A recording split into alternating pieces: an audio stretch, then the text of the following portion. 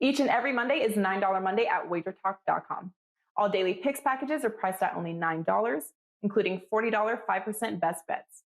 As an added bonus, all new users will receive $25 in wager bucks credited to their accounts, available for immediate use after their initial $9 Monday purchase.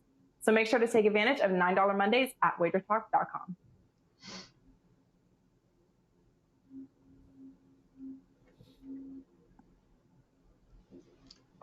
Hey guys, welcome back here to Puck Time. It is Monday. It is $9 Monday at both WagerTalk.com and SportsMemo.com. We are joined by Carmine Bianco as usual and Mr. Dave Cokin with his usual Monday spot. Today we are talking Flyers, Rangers, Oilers, Flames, Boston Bruins, and the Penguins, Panthers at Blackhawks, and the Canadiens trying to get things together against the Jets. Pretty decent weekend for me. Pretty up, pretty down as well, so nothing too spectacular by any means. It seemed like at the Saturday slate, guys, the Wager Talk family had an absolute monster of a day. I don't think anybody had a losing day on Saturday, and Sunday was pretty so-so. But Carmine, usually you and I are texting, we're phone calling. I see you on Facebook. You're pretty off the grid this weekend, man. How was your weekend? Yeah, I took a holiday from social media for the most part, other than to update a couple things and tweets and stuff. But no Facebook, no Instagram, no Twitter. Spent time with the family. Had my niece over, so it was more family time than anything else. But a winning weekend overall. Again, I don't want to try not to blow my horn on this kind of stuff or whatever, but had a great January, not so great February, like a terrible February, to be honest with you. And March has been absolutely fantastic, plus 57.2% bankroll gain at the moment, halfway through. And hockey's picked it up. 16% of that is hockey, and the rest is soccer, which is just lights out right now. Good stuff, Carmen. I can't wait for more soccer action throughout this week as well. Of course, we'll get into some great NHL games tonight. Dave, I'm sure you're excited, man. They're moving into the bubbles today for NCAA March Madness, so that's going to be really exciting. But also, hockey action's been pretty good for you this year. Yeah, I'm having a nice season in hockey. Again, I think I finished. I finished number one last year. I think number one or number two. I can't remember.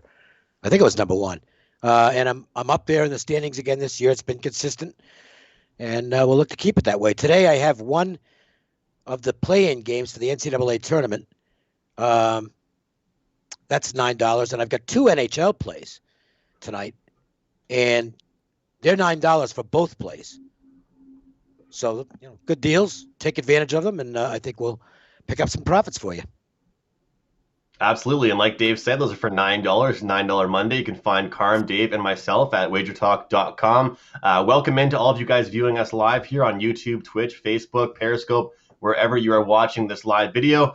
Without further ado, guys, let's dive into these games. Let's get started here with the Flyers and the Rangers. Flyers listed as minus 125 favorites here. Goaltenders are out, and Igor Shesterkin, guys, has been ruled out early on in the day here for the Rangers. Keith Kincaid will be the starter for the New York Rangers, guys.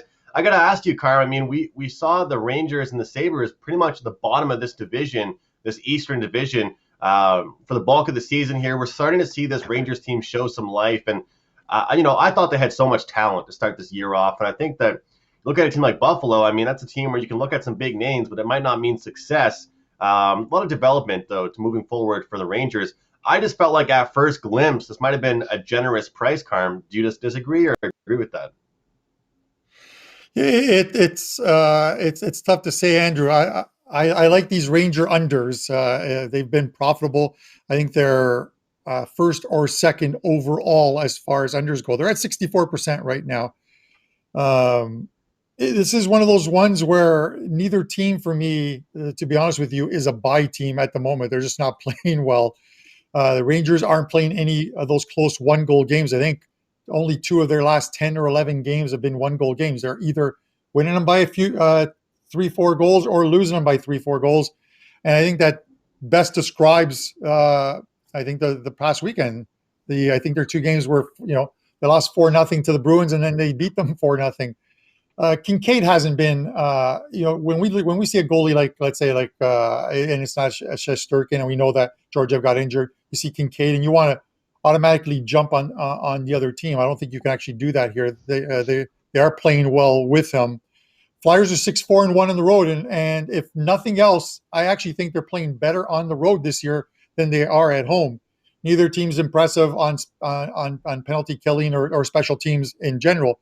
Flyers are 20th in power plays, 27th in penalty killing, and the other way around. You look at the Rangers, 27th and on the power play, 3rd in penalty killing. It's one of those things that until I just don't know where these teams are right now. Season series tied at 1. For me, it's a pass with a lean on the under here. Ranger games 8-4-1 to the under at home with this number of 6. Dave, people have asked me, how are you handicapping this new season and new format? And I've kind of responded by saying, don't overthink it, keep it simple, stupid. But even I haven't been following my philosophy for the most part. And you look at this, the Rangers team, they're only beating the teams that are right there in the bottom ranks. They've struggled against the top teams, albeit they've just beat the Boston Bruins 4-0 after dropping the game. How do you feel like they stack up here against the Flyers? And also, how do you feel about this price here? I don't think the price is right. Flyers should be the favorite in the game. They're better than the Rangers. I'm not putting much faith in Keith Kincaid. I know he had the shutout against the Bruins, but he's a backup quad A goaltender, basically, to use a baseball term. He's fringe major league, be a good AHL goalie. The shutout against the Bruins was, quite frankly, easy. Maybe any goaltender in the league would have had a shutout that game. The Bruins were absolutely horrible on Sunday. Got called out by their coach and by themselves after the game. They were brutal. Even the perfection line had a bad game. I think they only had 5 shots on goal, which for the perfection line is a really bad game. And the Bruins, beyond their first line, have no offense. And they just didn't do anything in that game. So, Kincaid was the beneficiary of being in the right place at the right time as far as that goes, and just wasn't severely tested. The Flyers goaltending is also spotty. Hart gives up another bad goal. It turned out to be the game winner. The 5th goal went squeezed through the pads. Can't give up a goal like that. He hasn't been good. The one thing I'll say about the Flyers, though, is they really fought back in that game. It was 5-2, and they almost got it to overtime with 2 late goals and then just missed getting the tying goal late in regulation. So I think they come out of that in a little positive frame. I think the Flyers will get back on track and win this game. I think it's a pretty good spot for the Flyers here. I'm going to grab the Flyers here, -125 for a pick here on the show. Next game up here is our marquee matchup game of the day, the Edmonton Oilers and the Calgary Flames. Oilers are winners of the 4 of the last 5 between these two teams. The Battle of Alberta, as we call it here in Canada. +105 here for the Oilers, though. Flames -125. We were talking off air, Dave, about this Flames team. Coaching change happens. Kind of an old-fashioned style as well. We see Daryl, he bag skated them. First practice with the new team, just absolutely skated the team, made them do laps. And I think that sometimes old-style level of coaching might be a little bit off-putting, but for those guys, it kind of, upped the seriousness, and it made them show, like, hey, you got to get your ass in gear. And it seemed to work for them. Although that win they had against the Montreal Canadiens, and I'm not saying this to be biased, Dave, it was a pretty big flat spot. I mean, Montreal had they went to bed at 4 a.m. They had no rest after a really tough game, but they've looked good. Calgary has looked good, and not just offensively, Dave, defensively as well.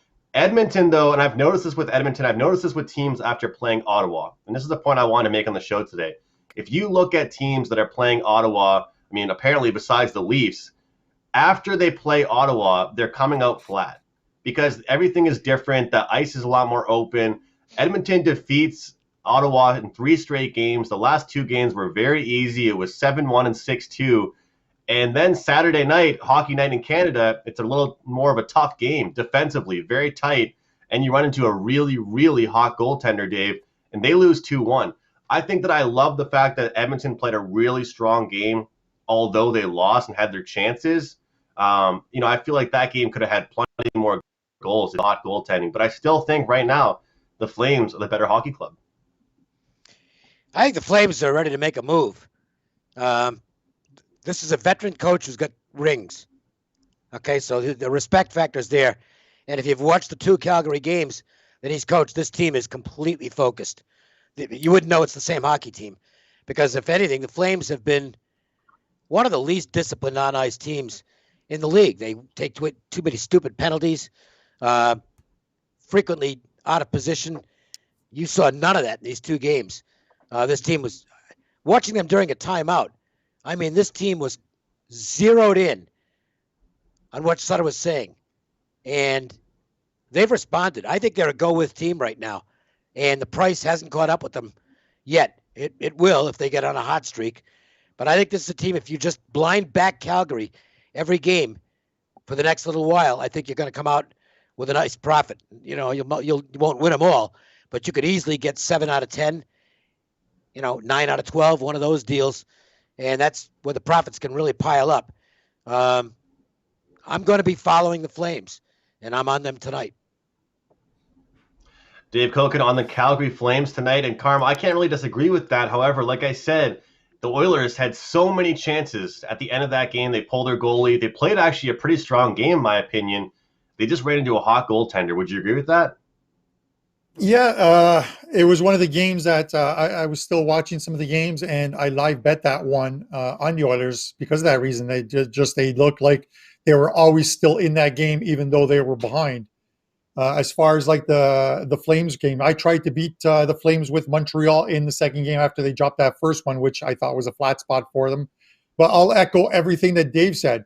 They look like a completely different team right now with Sutter as coach. Sometimes we see that a different coach gets just a different game out of the players. His first thing he did is he dropped minutes for some of the players like the Chuck, Gaudreau. They dropped 4 or 5 minutes in that first game under Sutter from what they were averaging previously. So that's his way of sending a message to the team. You want the minutes, you're going to have to play my style of play. And they look like they were in playoff form, to be honest with you. Now it's 2 games. I still want to see maybe another game or 2. Maybe these 2 against Edmonton will tell me whether they're a complete bye team. I would love to see them win tonight, and I think they likely will. And I'll lean to the Calgary as far as that goes, because after these 2 games with Edmonton, they head out east. They'll play 2 against the Leafs, who are mired in one of the 5 of 6 game losing streak right now. They've canceled the parade in Toronto, so that's not going to happen right now. And then they play Ottawa, and then after Ottawa, it's Winnipeg. So as Dave says, you could be looking at a Flames team about to go streaking. So it's something you want to keep in mind. Watch them tonight. If they look the same tonight against an Edmonton team that's supposed to have more scoring throughout their lineup than Montreal does, if they look just as good tonight and can shut down that top line, then they're a definite buy-on team here. Other than that, 2 games they played in this Battle of Alberta, it's tied at, the Oilers 3-1 lead. Yep. The only thing with the Oilers, as you said, and them looking better, is their power play starting to come around. Tyson Barrie, as that guy on the point, is looking a lot better. I think he's got like 30 points. If I don't know if I'm correct or not, 22 or 30 points. He's got 22 assists, I think, and 8 goals, so it could be 30 points. He's looking much better. He's finally fitting in after an off season last year in Toronto. I also think, guys, that Darnell Nurse right now is probably the most underrated, under-talked about defenseman in this whole league. The way that he protects his own end of the ice, but also jumps into the into the rush as well has been pretty impressive. I'll look towards the over here, guys. My play on this game is going to be over 6. I think that Calgary's played better defensively, but Oilers are going to be really, really hungry here. And you can't win every game 2-1, so we'll see how the Flames can respond. And I think in a higher scoring game with a total of 6 here in this one. The Boston Bruins and the Pittsburgh Penguins here, guys, in our line change game here. Not too much movement in this game, but I was curious what the betting markets would be doing with it. The Boston Bruins, guys, averaging 2.8 goals per game. Pittsburgh, 3.3. And Boston 4-1, though, the last 5 games against Pittsburgh. And it's interesting to see those stats and to kind of take those into consideration because you don't know how, what those games were like, if they were low scoring, high scoring, which players were in and out, which goaltenders were in. So you can always take those short-term runs with a grain of salt. But I will say this, guys. Dave, what was that term you used to describe that line, the domination line? What did you say? No, it's the perfection line. That's what they're called. Perfection line. So with them right now, it's actually right now it's them or pass. It's actually Pasternak, Bergeron, Marchand, if they don't score, have a great game, right now, we're starting to see a lack of depth with this Boston Bruins team, and it's actually absurd because the funny thing is, I've been saying this for a couple weeks now, but that's what has made this team so good. And people don't really understand that. You look back when Pittsburgh Penguins won back-to-back Stanley Cups. Do you guys think it was only because Malkin and Crosby were on that team? Definitely not. It was because of the secondary scoring. Look at a guy like Chris Kunitz, Brooks Orpik, Dupuis. It was all the secondary guys, like Jake Gensel, guys that you might not expect. Right now, we're seeing absolutely zero of that from the Boston Bruins. Not to mention their power play hasn't even been what it's usually, and that's kind of been a huge goal-scoring threat for them on a consistent basis. So, Carm, I'll go to you. I've struggled with this Pittsburgh Penguins team. I think that, if I avoided all Pittsburgh games this year, I'd be, red hot for the entire season. They've definitely been a killer for me on the season. But sometimes the part of the job is to adjust and look at a team and see what they're doing pretty strong and what they're not doing. And I think what I like the most about the Pittsburgh Penguins, they win high-scoring games, but they also win low-scoring games. And Carm, that's something that I take into account quite a bit. Yeah, it's this is one of those games where if you're just a standings better and nothing else, you're not looking at like any of the other numbers, then you're saying to yourself, I'm going to bet Pittsburgh here, because you look at them, they've won five straight, 6 of the last 7. They've only got like 4 losses on their spreadsheet the last 15 games. They're playing well. And you look at the Bruins conversely, and they've got like 4 wins in their past 12 or 13 games. I just don't know where to go with this Bruins team. I don't think it's their specialty teams. They're number 1 in penalty killing. They're number 12 in power play. And you look at Pittsburgh are 23 in both. I just don't know where to go here. In all honesty, I'm surprised that the line moved against Pittsburgh. From minus 115 to 105. It essentially still is a coin flip as far as these odds go, right? In an hour's time, it could be minus 110 both ways. I get it with Boston. They're obviously they're a very good team. I don't expect them to finish 4th or 5th in this division. I thought they'd finish, one of the top 2 spots. We'll still have to see. There's a couple guys out of the lineup, of course, but as far as this game goes, it's going to be a pass for me, just because if anything, I want to take Pittsburgh and maybe I can get there later on in the day. One of the most useless but interesting facts is the last 15 games between these two has been won by the home team, if that means anything to you. Bruins won the first 2 games in Pittsburgh, and they came into those 2 games at home struggling early in the season. And I said to them, and I think I said at the time, don't sleep on these Bruins. They'll win games, and they beat Pittsburgh in both. Those were such a long time ago that if you want to look at the revenge factor and say Pens win tonight after losing those 2, you could, but I wouldn't hang my hat on that on just that stat. This one's a pass for me right now, Andrew. Maybe I get there with Pittsburgh. I know it sounds wishy-washy. It's just what it is. Well, I'll Carmine, Go ahead, Dave. No, I was just going to go to my analysis. The Bruins are going to make a trade. There isn't any question about that. They might make a couple of trades. We're still a month out from the deadline, but it's not just observers saying this. It's patently clear they need to add a scoring winger. A name that's already being bandied about is Bobby Ryan from the Red Wings. He's a UFA at the end of the season. They'll probably have to eat somebody else's contract because the Red Wings have a few bad contracts. But I think they're going to go out there and get somebody who can pair with Krejci on the second line and give them something beyond the Bergeron line. Now, I mean, that's a great line, arguably the best two-way line in the league, but you can't win on one line. Their special teams are good because you've got that line out there for a minute and a half on every power play, and they've got good penalty killers, so their special teams are going to be fine. But 5-on-5 right now, they're not a great team. But in this spot, I mean, the coach was vocal after the game on Saturday. Some of the players were as well. That was just a really bad effort. And the key word is effort. So I think the Bruins are going to come out flying tonight. and I would put them in the check mark column in this game. The right Bruins, when they're motivated, they're better than Pittsburgh. I know the Penguins are playing pretty well right now, but Boston's the stronger team. I agree with the line movement in the game. I side with the Bruins here.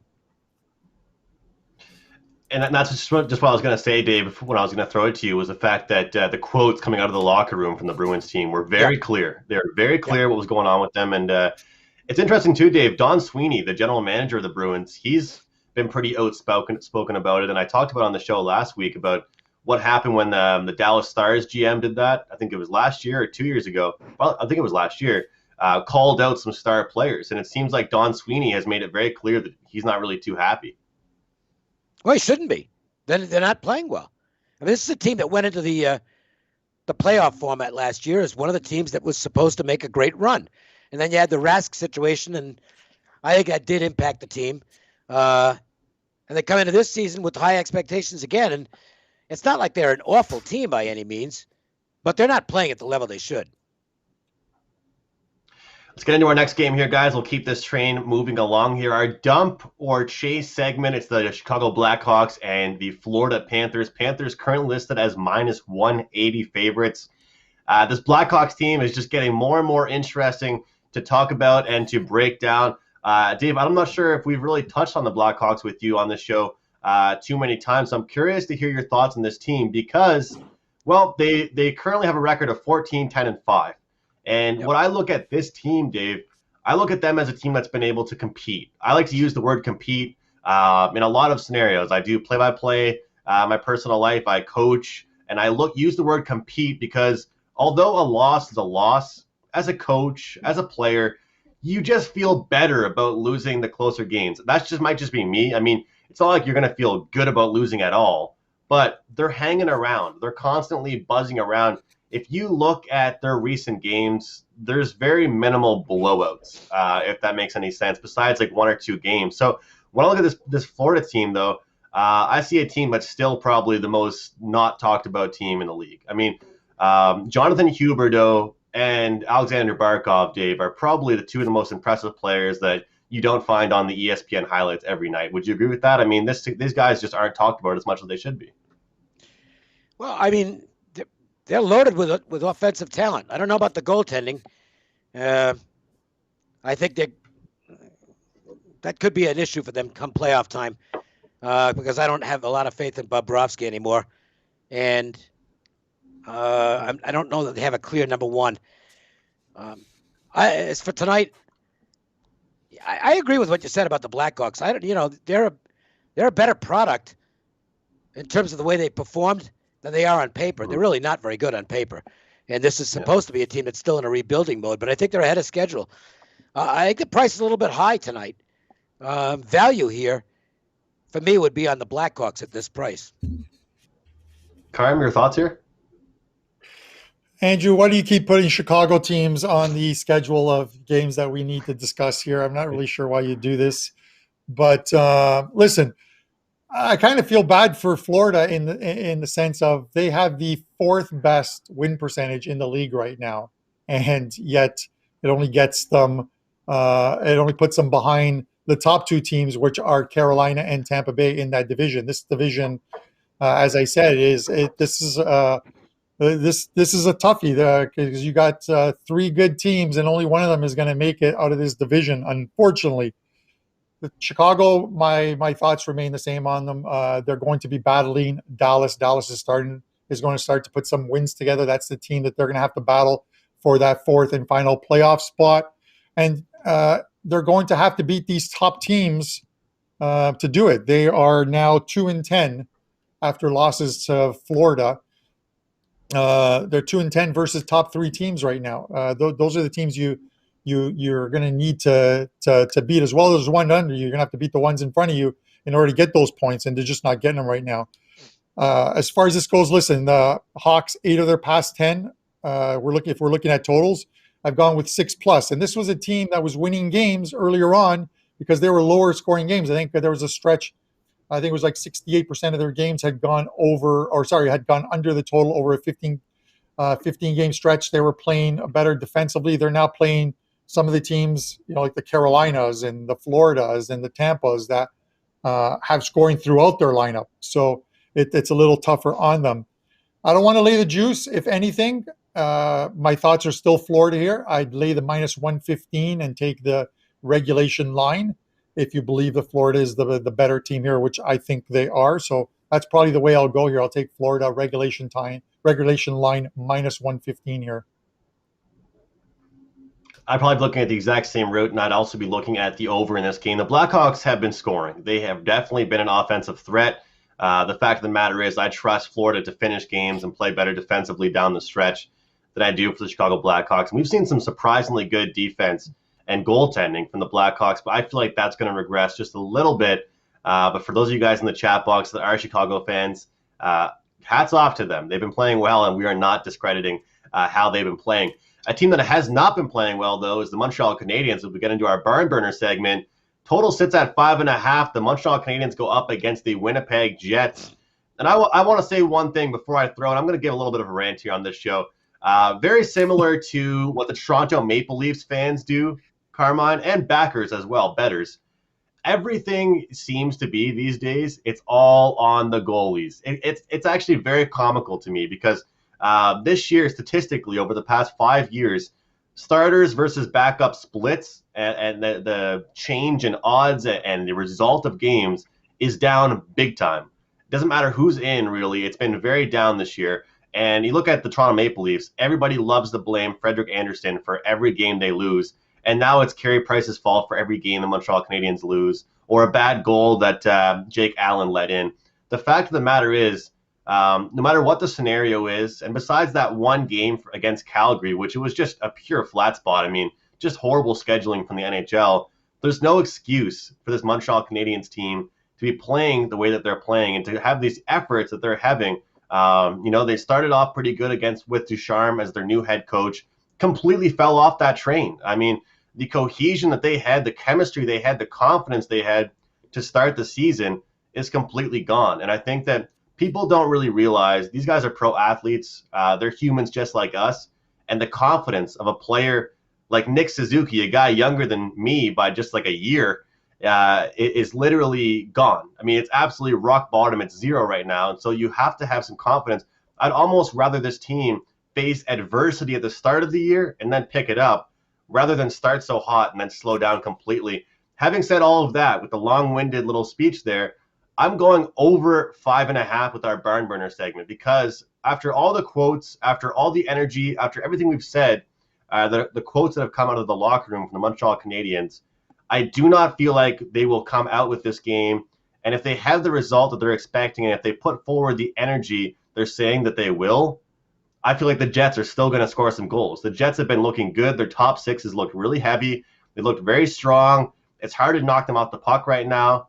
And as good as Hellebuck looks, I feel like if the Habs do perform well, they will pot a few goals, and the Jets definitely won't be shy. They'll get a few on their own, and we're seeing a low total of 5.5. So long-winded for me, but over 5.5 for me. I think if the Habs wake up this game, they'll wake up in high-scoring fashion, Dave. I lean Montreal on this game for no particular reason. So you are long-winded, I'll be short-winded. All right, thanks, Dave. Any lean to the under or over? No, I never. I haven't played a total all year. Carm?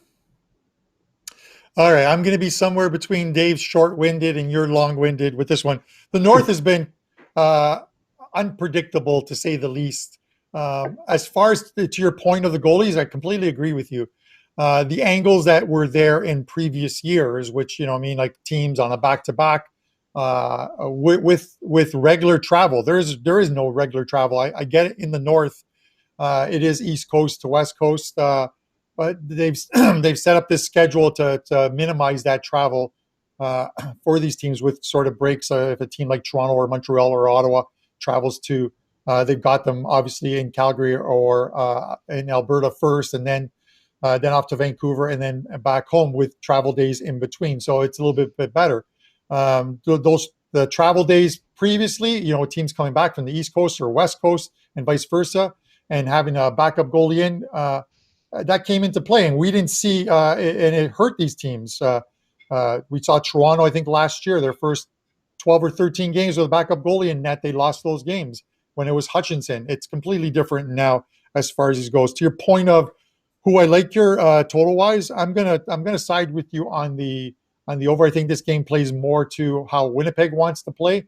I'm just leery that it's their first game home after a 5-game trip, and I'm talking about these trips, but we've still seen it with some of these across the divisions. Sometimes that first game back for a team, even with minimal travel at home, has been a little bit flat for them.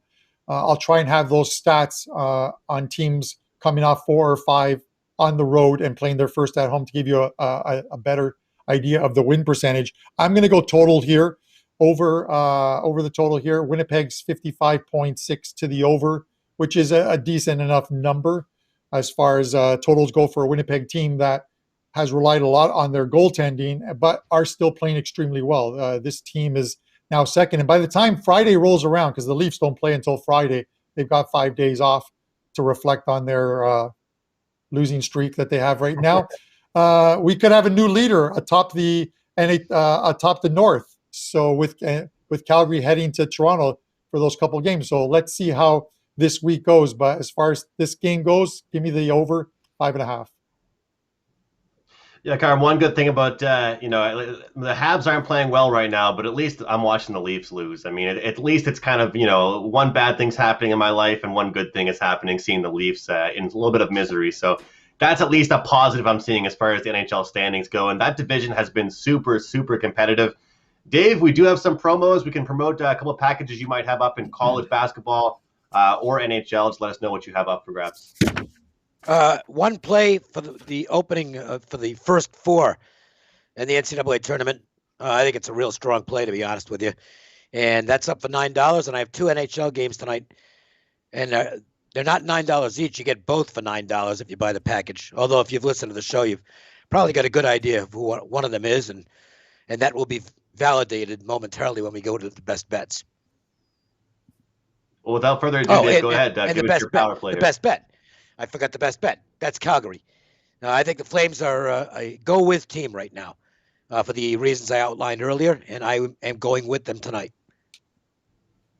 Calgary Flames for Dave Cokin's power play on the show, Monday Puck Time edition. I'm going to go ahead here with the Washington Capitals -1.5. Carm has pretty much said, is it possible that the Buffalo Sabres can pretty much go winless for the rest of the season? And as a Sabres fan, he's kind of joked about it, but I talked earlier in the show about keeping it simple, stupid, not overthinking things.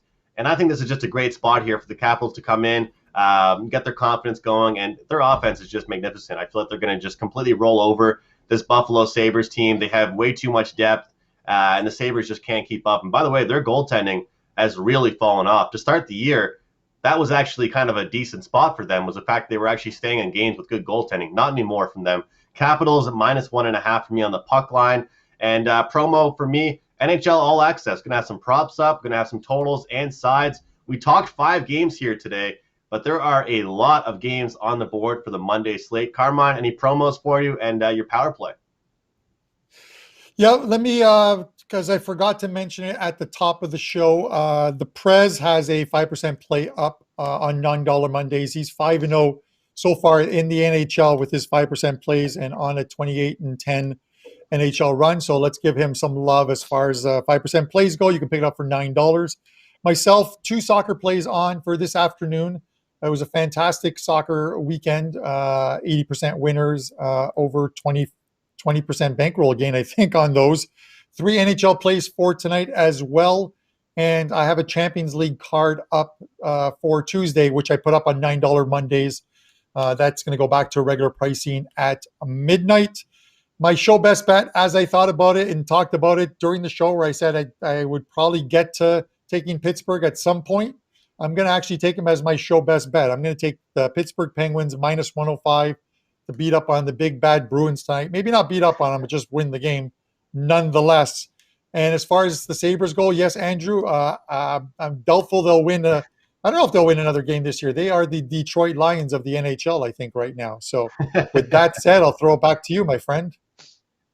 Carmine with the Pittsburgh Penguins as his power play. You can find the power plays on the screen right there. Dave Cokin with the Calgary Flames, Carmine Bianco with the Penguins, and I'm on the Capitals -1.5. It is $9 Monday, guys. Every single play, $9. And like Dave mentioned, not just one play, but there's lots of combo packages as well with numerous plays in one package listed for just $9, guys. Happy to have you guys joining us here to start your week, whether you're watching us live or archive. We appreciate you guys very much.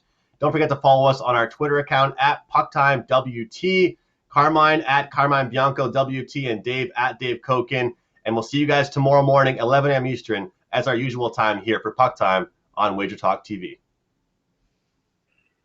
Tuesdays is known as $2 Tuesdays at WagerTalk.com and SportsMemo.com, where you can get the hottest handicappers, best bet, or daily package for only $2.